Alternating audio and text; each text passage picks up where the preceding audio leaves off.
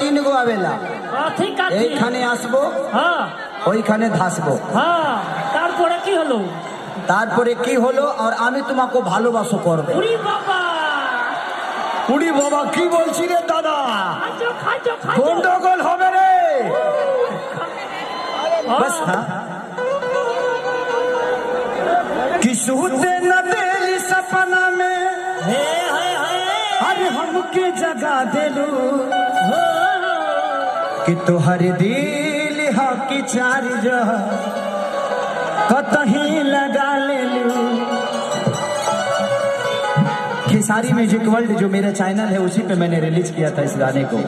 लेकिन आई कि सभी कदर से हुए हैं फरारी अब छपड़ा लौट के न जाएंगे।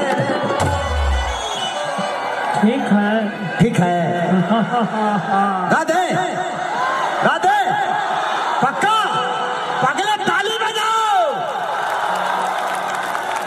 1 2 3 4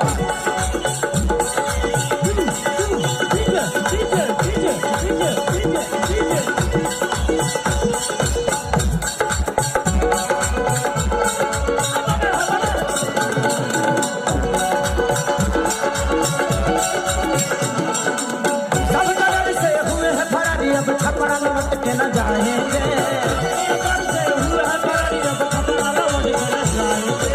सब कदर से हुए हैं फरारी अब छपड़ा लौट के न जाएंगे।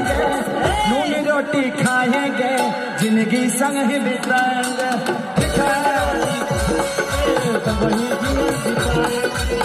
नूनी रोटी खाएंगे जिंदगी संग ही बिताएंगे।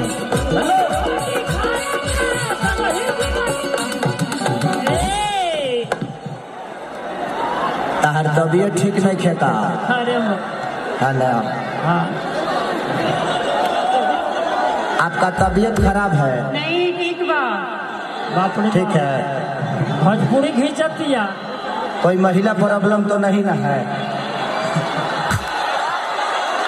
प्रॉब्लम होगा तो कोई दिक्कत नहीं आप बैठ जाइएगा थोड़ा एक्टिव रहे। क्या नाम है आपका? मेरा नाम सोनम राज सोनम गुप्ता। सोनम बंगाल से हैं आप? हाँ पटना से कि दही के नदिया के तोहरा बिलारी रखबारी भइली राजा कि लगे डो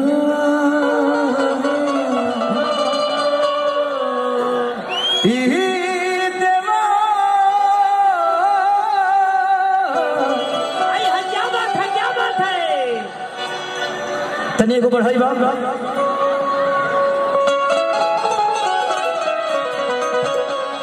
ये गाना हमारा बहुत बड़ा हिट भई रहे 4 महीने के अंदर 100 मिलियन हो गए। एगो भतीजवा के मौसी 250 मिलियन 11 महीना में कि भतीजा तोर माहियो जिंदाबाद तोरे मौसियो जिंदाबाद कि गोरी तोरी चुनरी बाझल कौआ अजान मरे लहनाई लखनऊ सारा कुछ करब चिंता मत कर लो हम आइल बनी ते बड़ा पागल होइए के जाए। आज खोखंदा आज एक मेंटल पेशेंट यहाँ से जाने वाला है। उड़ी बाबा रे की बोल छी रे यही खाने वो हो आज एकदम माटी कबाड़ देने को मार ठीक है भाई देखो हमारा बांग्ला बोले ना रे हमारा मात्र 3 गो आवेला এইখানে আসবো ওইখানে ধাসবো তারপরে কি হলো তারপরে কি হলো আর আমি তোমাকে ভালোবাসো করব উড়ি বাবা কি বলছি রে দাদা গন্ডগোল হবে রে बस कुछ जानता हूँ क्योंकि लगातार मेरे सुरेंद्र प्रसाद यहाँ पे हैं हमारे रोहित भैया हैं मैं बंगाल के हमारे लाल बाबू पंडित डायरेक्टर हैं जिला चंपारण कुली नंबर 1 राजा की आई की बारात लगातार में बंगाल के हीरोइनों के साथ ही काम किया। अभी मैं शूटिंग कर रहा था लखनऊ में भी राजा की आई की बारात जिसके प्रोड्यूसर सुरेंद्र प्रसाद जी भी आए हुए हैं। लाल बाबू पंडित डायरेक्टर हैं वहीं से आया हूं मैं तो बंगाल से खास लगाव है मुझे। आप तो पटना से हैं एकता जी है ना आपका काफी चर्चा सुना था, आज पहली बार मिल लिया, अच्छा लगा। औरत कहती है ये बबुआ कि जिए न देता राजा कि तू तया जा हर हाल में,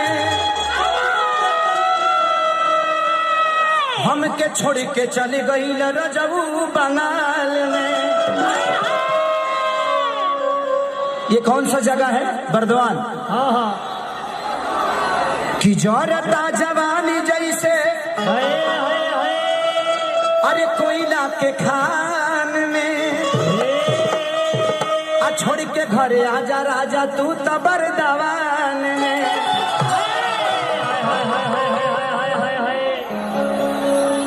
कि जो दिन ही आई बसुन हवे सैया जड़ी हो, कि लागत भोरौल से बरदवान वाली परी हो। कि दही के नदिया के तोहरा अरे बिलारी रखा बारी भैली राजा।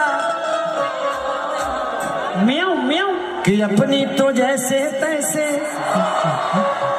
थोड़ी ऐसे आवैसे कट जाएगी,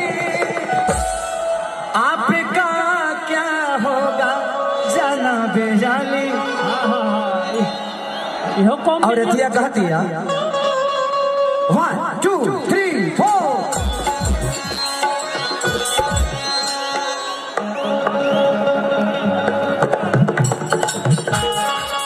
कि दही के नदिया के तोहरा बिलारी राखा बाज भई राजा।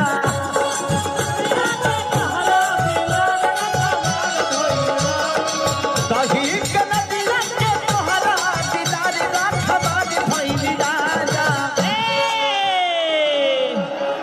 अरे बाबा आई लव यू।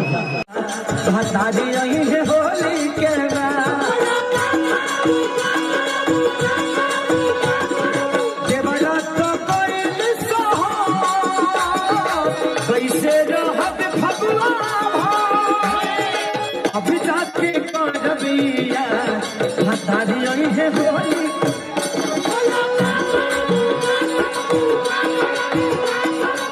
करा से ले हम सवा। बता दी रही है होली के बाद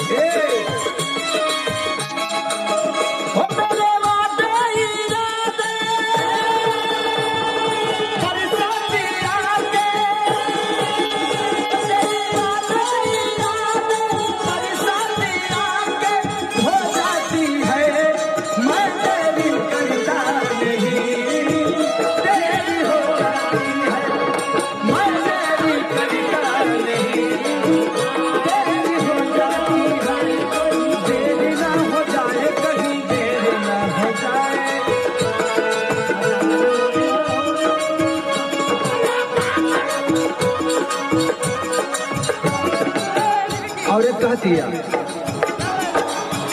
कि हमारी तोरी पे जवानी